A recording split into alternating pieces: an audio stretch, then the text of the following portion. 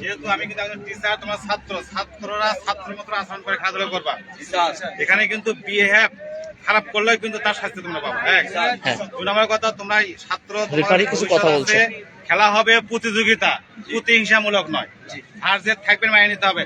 তোমরা এমন কোনো কাজ করবে না যাতে তোমার দ্বারা একজনের ক্ষতি হয়, সেই কারণে তুমি আজীবন আফসোস করো নিজের। এই জিনিসটা মাথায় রাখবা। আর আমার আইন অনুসারে আমি যা করবো সেটা করবোই। আমি আমার সর্বোচ্চ আইনে আমার দিতে পারবো, সর্বোচ্চ লাল কার্ড আমি তোমার মাথায় পাই দিতে পারবো না। কিন্তু তোমার যাতে তুমি যাতে এটা ক্ষতি করে তুমি যাতে ভবিষ্যতে আফসোস না করা জীবন, এটা তোমাদের কাছে অনুরোধ থাকবে আমার। উভয় দলের ক্যাপ্টেন চলে আসো তো। উভয় দলের ক্যাপ্টেন হাত মেলাও, পরিচয় হও। এদিকে ক্যাপ্টেন একটা টস হচ্ছে, দর্শক কে কল করবে বলো। Win only side 30-60। যদি গোল শূন্য থাকে তাহলে এক্সট্রা 10 মিনিট 5-5, তারপর যদি না হয় 66টাই।